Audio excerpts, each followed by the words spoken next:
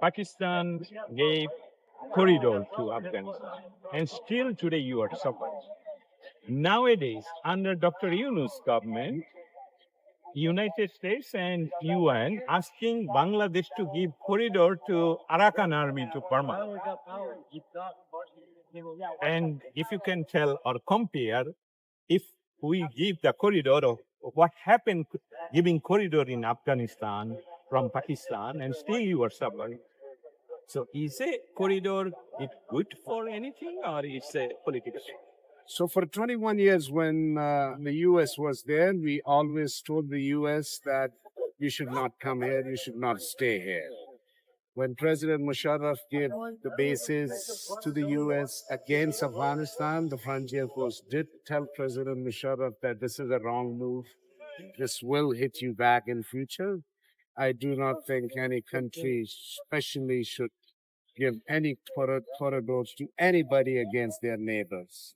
I think it has somewhere future consequences. If it does not come, you make governments and some politicians might make some good money during those years, but in the long run, I personally do not think that any country should be giving its land or its routes or its places to another country far away against their neighbor.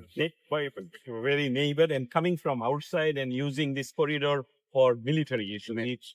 And you are still suffering. Of course, we are suffering. In particular, my people are suffering. Your tribal, my people. tribal area people have suffered most. Can my you give me some example that before corridor and you told 21 years, I think it's more than that, 30 years, because Soviet Union came a long ago. Yeah.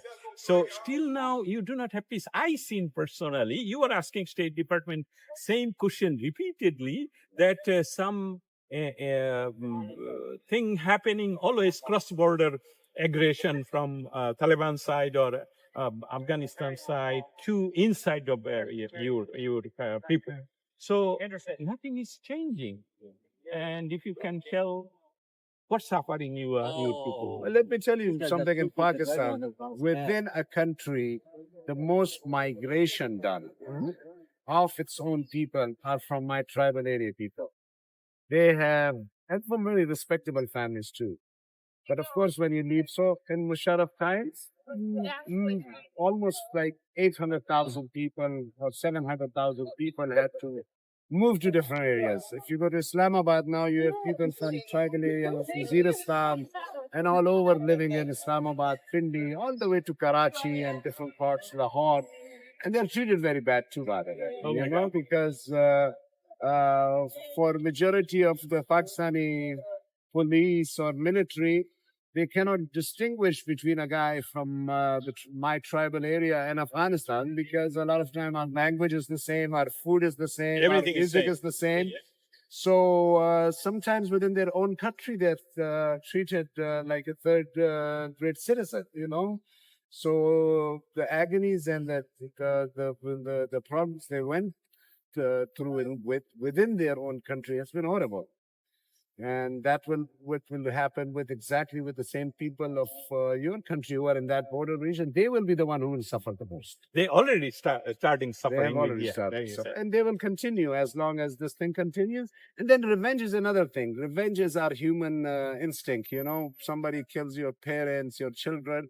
You naturally have that grudge that, yes, I have to get a revenge from them. And sometimes then people do it in physical manner. Sometimes then people do it in monetary, So, but that revenge aspect you also keep in mind because people don't forget. You kill somebody's children, they are not going to forget that you killed their children. And Pashtun people, the revenge is part of their culture. You know what I mean? For hundreds and thousands of years. Yes, exactly. That's what I think. And that has been one of my concern with the U.S. when, I don't know if you remember, when Ned Price was the spokesperson. And this was one of the questions I had asked him when they brought about 126,000 Afghans within a day. I asked him, I'm like, how are you going to do their vetting? I mean, did you do their vetting process correctly? So now the U.S. has 146,000 Afghans, and they're going to, of course, sponsor their other relatives, So how are they going to check how are they going to know that? I mean, the Taliban did when the U.S. was there, inside the U.S. military base, where the CIA office was, they did twice bombing inside the base in the CIA office. So it could happen in anywhere, like Well, it has already happened. One Afghan who was brought on this scheme has already did commit a crime. That is in already in US. in the U.S. Thank you so much.